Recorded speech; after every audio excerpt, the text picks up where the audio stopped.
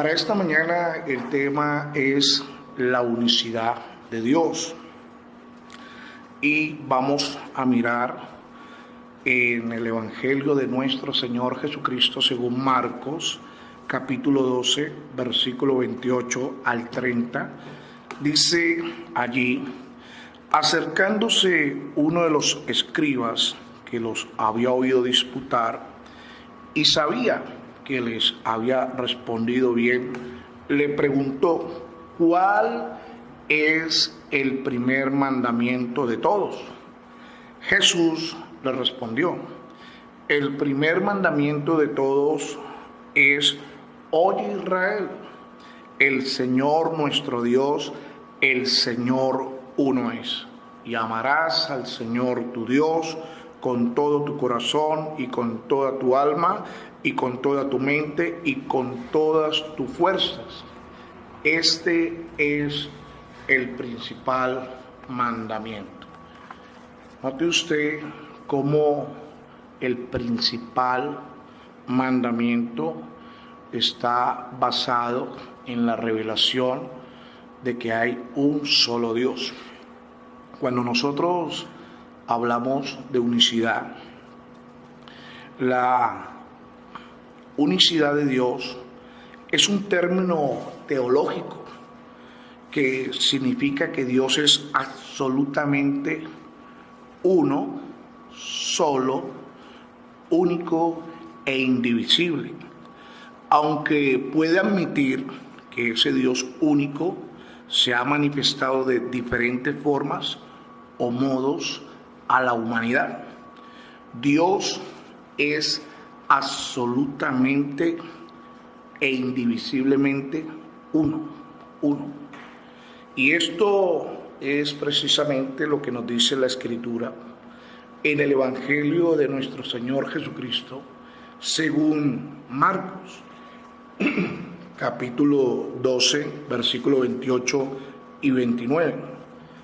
Allí encontramos a un hombre que le pregunta al Señor Jesús cuál es el primer mandamiento de todos, a lo cual Cristo le responde: el primer mandamiento de todos es: oye Israel, el Señor nuestro Dios, el Señor uno es. Dicho en otras palabras, podemos decir que el más importante de todos los mandamientos es saber que Israel tiene un Señor o amo, el cual es Dios sobre todas las cosas.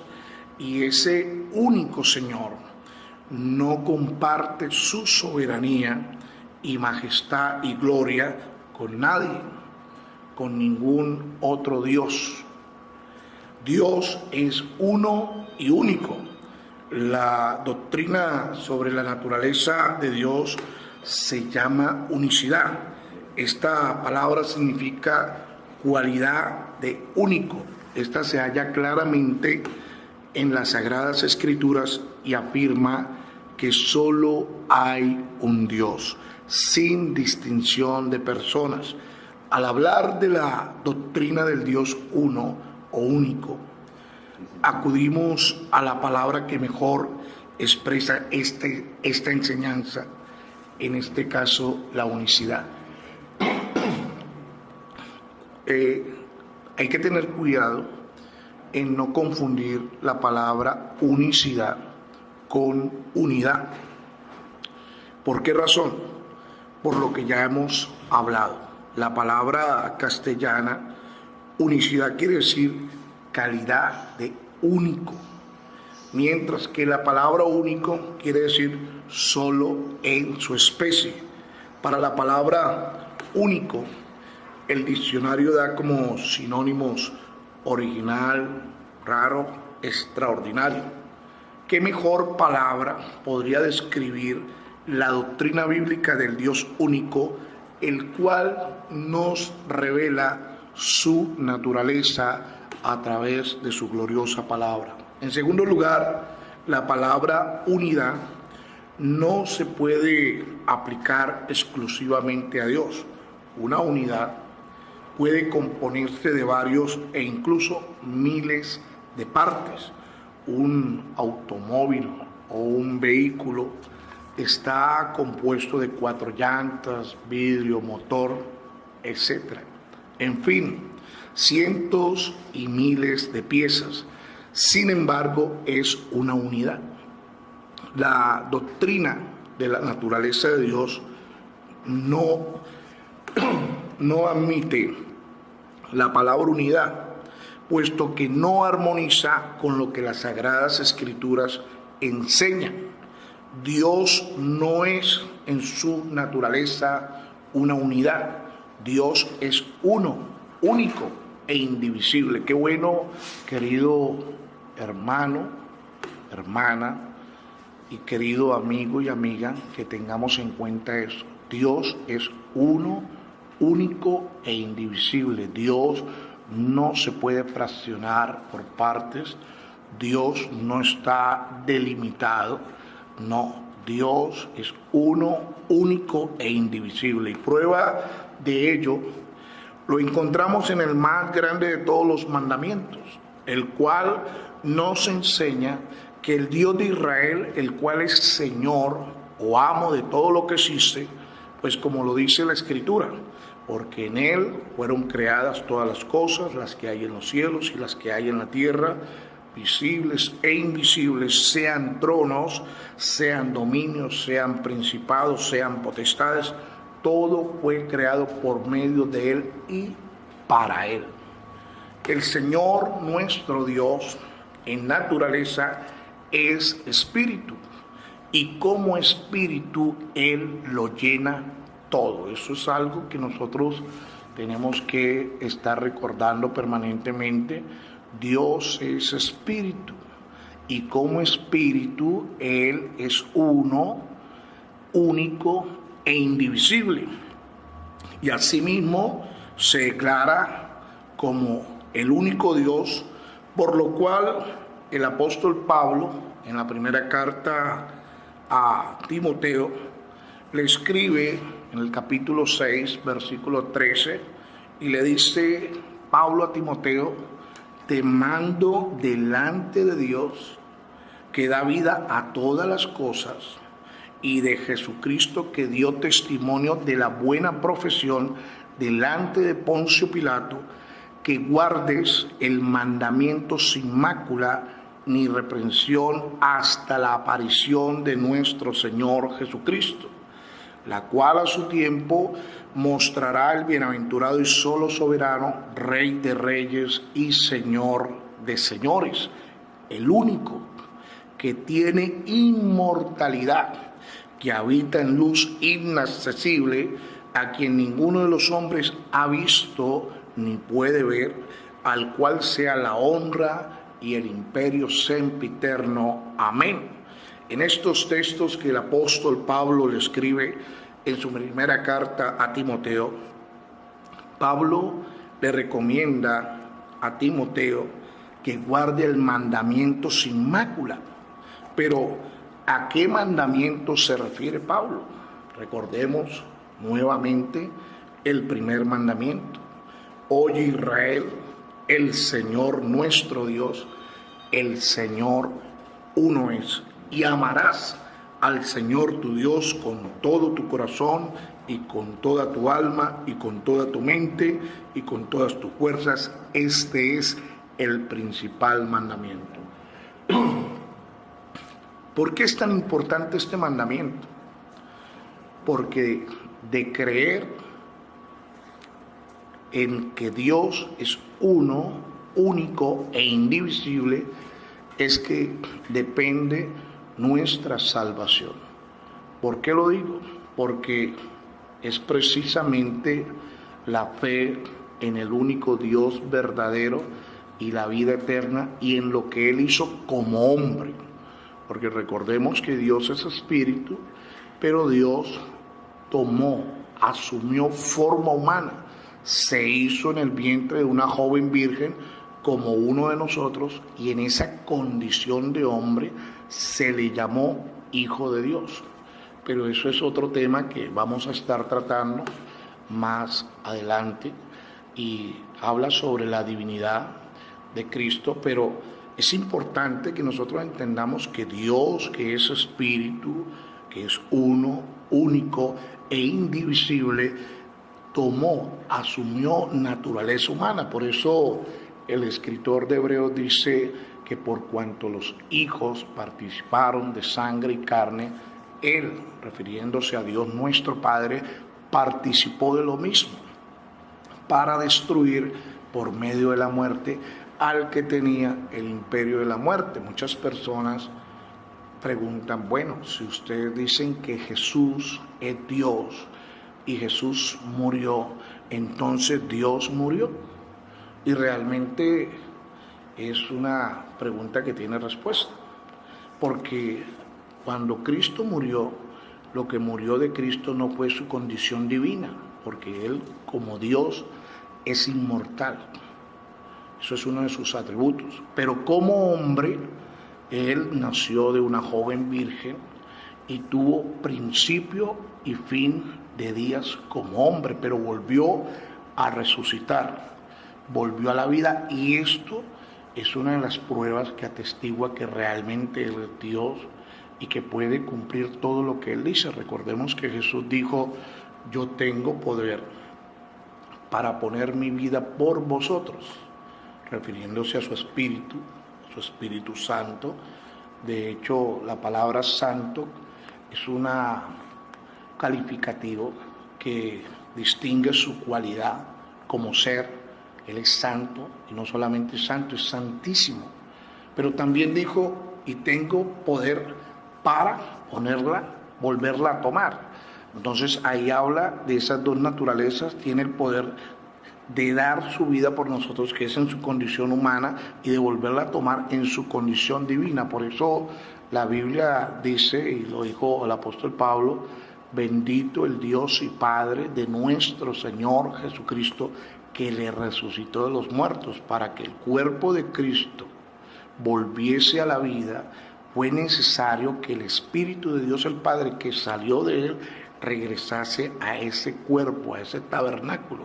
De ahí que Jesucristo haya dicho, destruí este templo y en 3 días lo levantaré. Y muchos de los que lo oyeron lo tildaron de loco, porque pensaban que Él se refería al templo hecho por las manos de los hombres, pero Él se estaba refiriendo a su cuerpo de carne. Recordemos que el apóstol Pablo nos enseña que grande es el misterio de la piedad.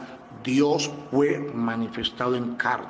Así que es importante recordar que el primer mandamiento de todos es, oye Israel, el Señor nuestro Dios, el Señor uno es. Y amarás al Señor tu Dios con todo tu corazón y con toda tu alma y con toda tu mente y con todas tus fuerzas.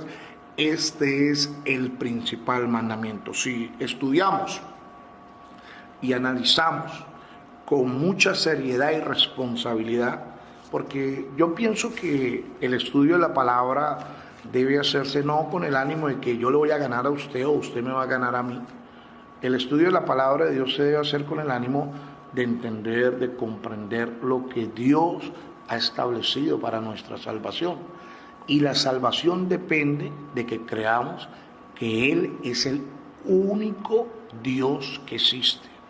De no creerlo, terminaremos como ha sucedido a través de los siglos con miles de millones de personas que pasaron a la eternidad sin recibir la salvación por no creer que en el nombre de Jesús, que es el nombre del único Dios verdadero, se puede obtener el perdón de los pecados.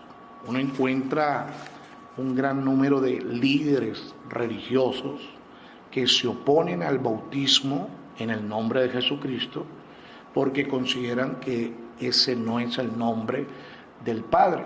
Pero la Biblia nos habla, y la semana pasada estuvimos estudiando la naturaleza y los atributos de Dios.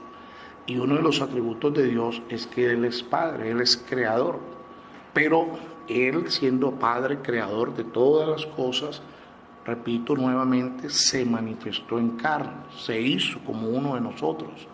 Y en esa condición vino a salvarnos. Así que en Cristo encontramos reunidas dos naturalezas, la divina, que lo hace Dios sobre todas las cosas, y la humana, que lo hace hombre y que en esa condición entregó su vida por amor a nosotros, derramó su sangre como la de un cordero, sin mancha y sin contaminación. Por esta razón es importante, querido amigo, querida amiga, que estudie la palabra no con el ánimo de contender.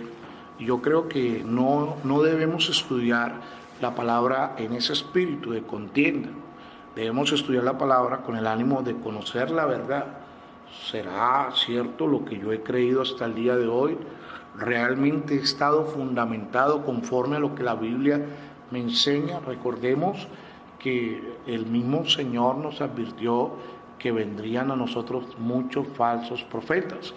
Entonces, qué importante es entender esta doctrina de la unicidad que nos enseña que Dios es uno, único e indivisible y que Él se ha manifestado en carne, y a esa condición de carne o a esa condición humana nosotros le llamamos Hijo de Dios, por lo cual el apóstol Pablo en los versos 15 y 16 del capítulo 6 de 1 de Timoteo hace hincapié de que Dios es único, uno y único, y menciona algunos de sus títulos, tales como soberano, Rey de reyes y Señor de señores, pero también hace mención a uno de sus atributos, por lo cual dice: el único que tiene inmortalidad, que habita en luz inaccesible, a quien ninguno de los hombres ha visto ni puede ver, al cual sea la honra, el imperio sempiterno. Amén. Por esta razón encontramos que el apóstol Pablo en Romanos capítulo 9, versículo 5, dice Pablo de quienes son los patriarcas y de los cuales según la carne vino Cristo, el cual es Dios sobre todas las cosas, bendito por los siglos. Note usted que él dice según la carne.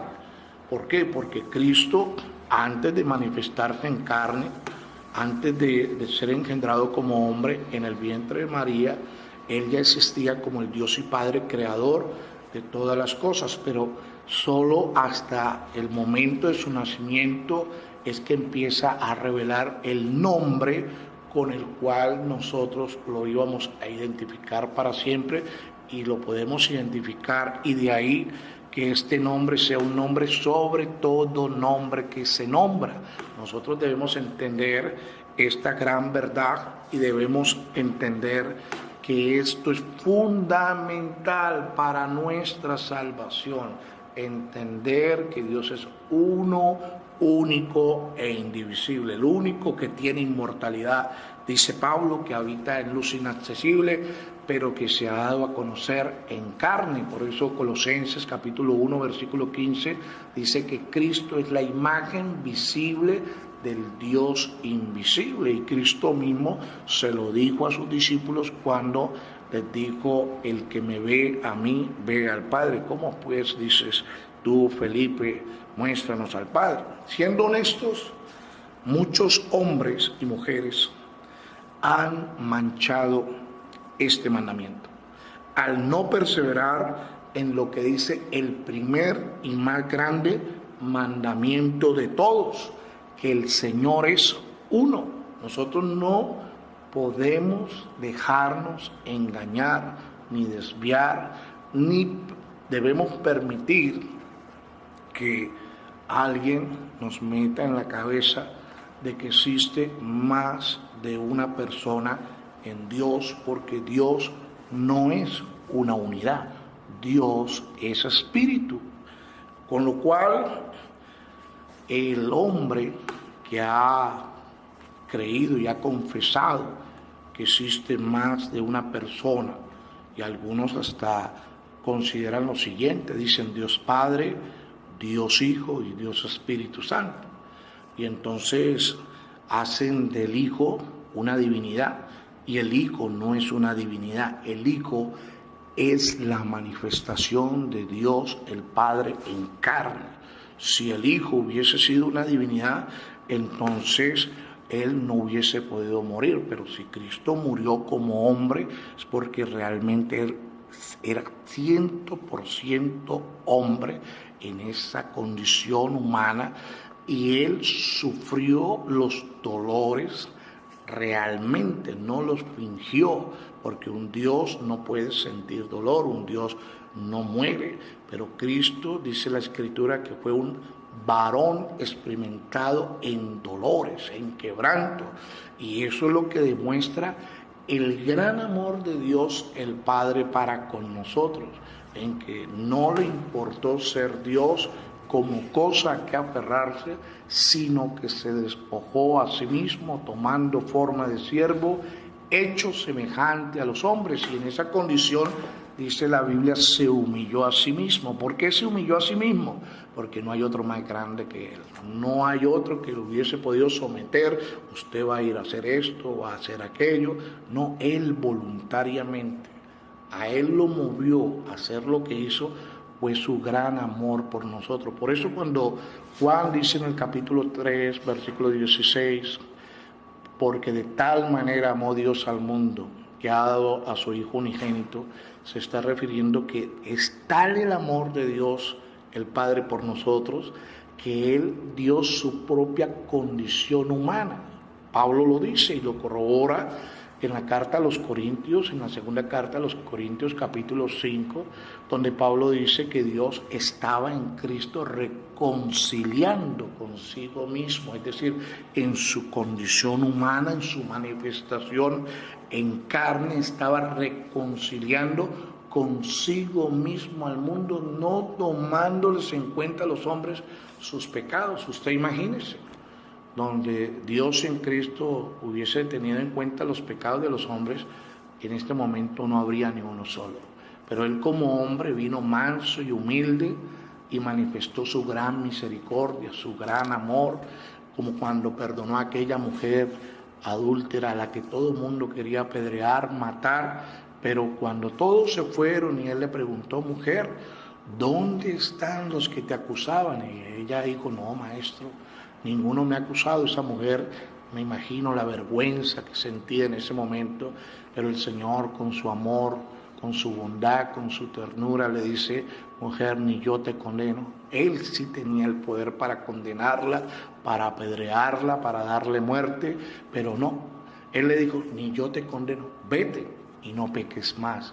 Así que nosotros podemos encontrar cómo, triste y lamentablemente, muchas personas han hecho mal al no estudiar la palabra con sinceridad, con honestidad, enseñando que hay más de una deidad, o que dentro de esa deidad hay otras personas, y delimitan, demarcan, como aquí termina el Padre y entonces aquí comienza el Hijo, aquí termina el Hijo y aquí empieza el Espíritu Santo. No, eso no es lo que enseña la Biblia.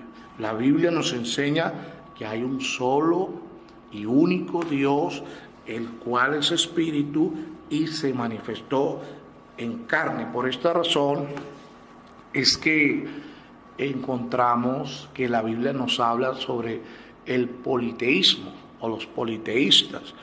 Y la doctrina del politeísmo es un sistema religioso cuyos seguidores creen en la existencia de múltiples dioses. Y nosotros, por esta razón, no podemos permitir que se nos enseñen cosas que han desvirtuado, tergiversado, en algunos casos, voluntaria e involuntariamente, la verdad que exalta la grandeza del único Dios que existe. Por ejemplo, para muchos teólogos es una locura, es una herejía y hasta una blasfemia pensar y mucho más creer que Dios el Padre haya tomado forma humana, por lo cual consideran a los pentecostales del nombre de Jesús locos, y hasta le dicen a sus feligreses, le dicen a sus creyentes: tengan cuidado porque eso es una doctrina hereje, ellos son blasfemos, ellos están errados.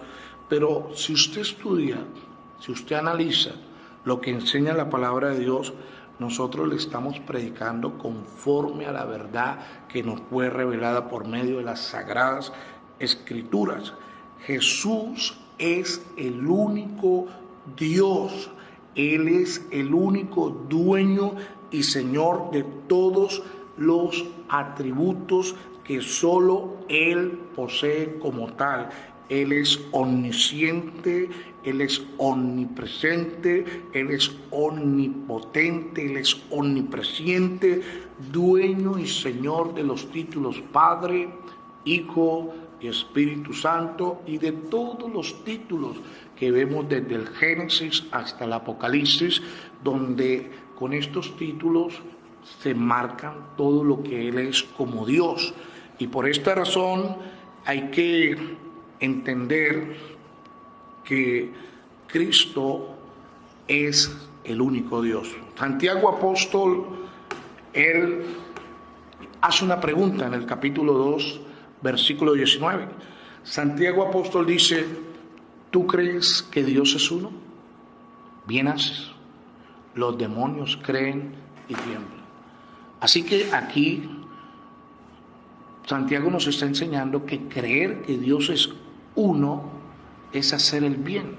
Declarar que Dios es más de uno es hacer el mal. Así que todo el que confiesa que Dios es uno, bien hace. Pero cuidado, hay quienes confiesan que Dios es uno, pero con filosofías y huecas sutilezas afirman que en Dios o con Dios coexisten dos o más personas. La Biblia afirma y respalda la existencia de un solo y único Dios. Es más, el mismo Señor lo dijo. En el Antiguo Testamento encontramos muchos textos donde el mismo Señor de los ejércitos, a quien conocemos con el título de Jehová, ha dicho, como lo dice aquí en Isaías capítulo 44, versículo 6, así dice Jehová, Rey de Israel y su Redentor, Jehová de los ejércitos: yo soy el primero y yo soy el postrero, y fuera de mí no hay Dios. Note usted que Jehová enfáticamente dice: yo soy el primero, yo soy el postrero, y fuera de mí no hay Dios.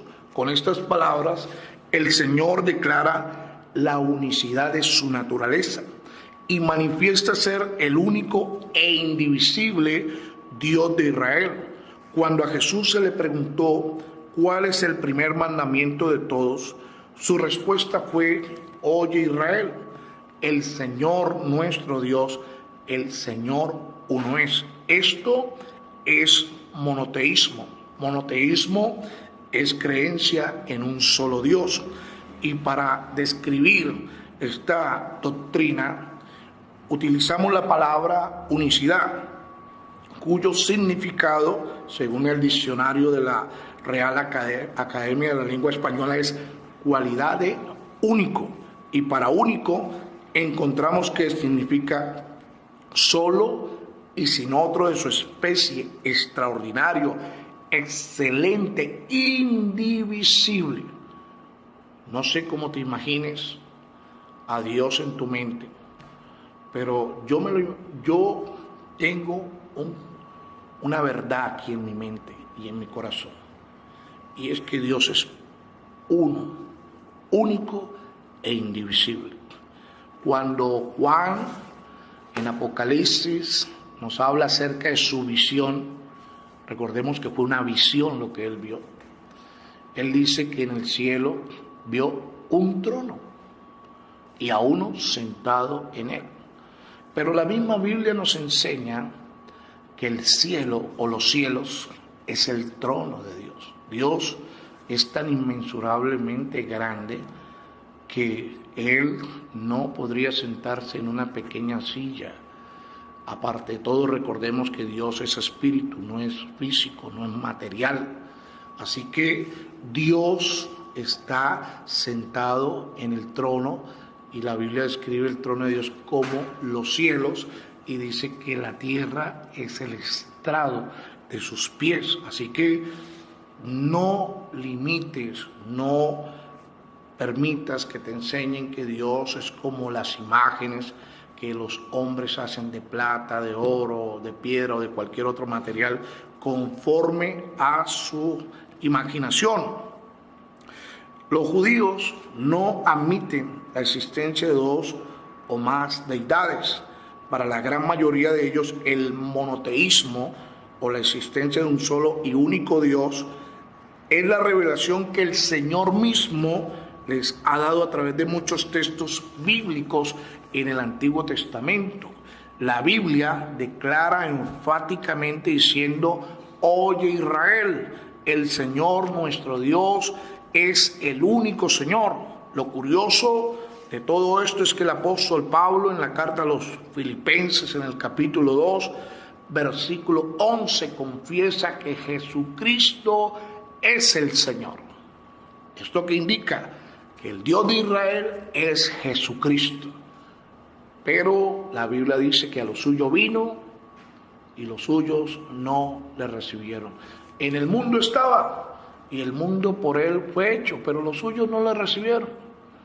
Mas a todos los que le recibieron, a los que creen en su nombre, él les ha dado potestad de ser hechos hijos de Dios. De ahí la importancia de entender que Jesús es el único Dios. La unicidad declara la existencia de un solo Dios, y un solo Dios que ha hecho muchas funciones, y en este caso, por esta razón, Jesús es dueño de todos los atributos y de todos los títulos que la Biblia le da a él como Dios.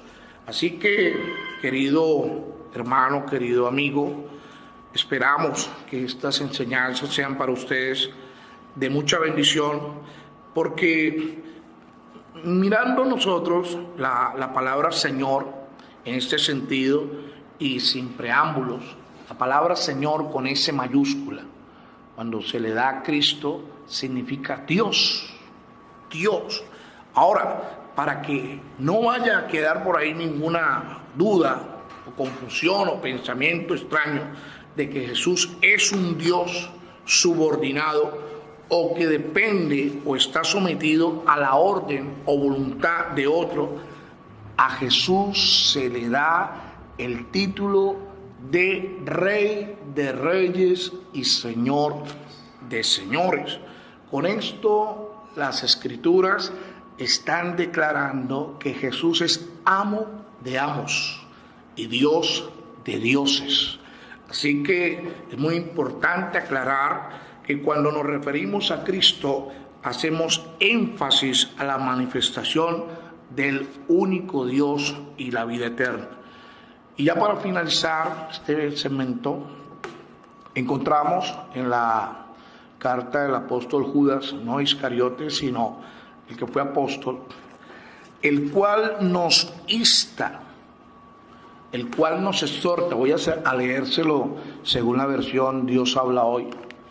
Y dice allí Judas: queridos hermanos, he sentido grandes deseos de escribirles acerca de la salvación que tanto ustedes como yo tenemos, pero ahora me veo en la necesidad de hacerlo para rogarles que luchen por la fe que una vez fue entregada al pueblo santo, porque por medio de engaños se han infiltrado ciertas personas a quienes las Escrituras ya habían señalado desde hace mucho tiempo para la condenación.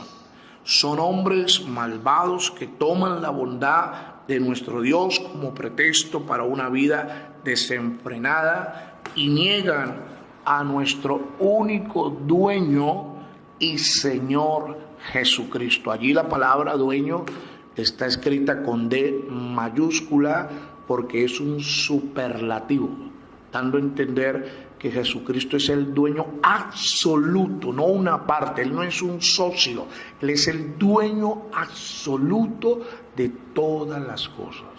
A nuestros amigos de Facebook, que el Señor Jesucristo los bendiga. A los amigos que nos ven por YouTube, muchas bendiciones en el nombre de Jesucristo. Y a nuestros hermanos y amigos que nos oyen por Radio Todelar, seguimos en sintonía. Dios les bendiga.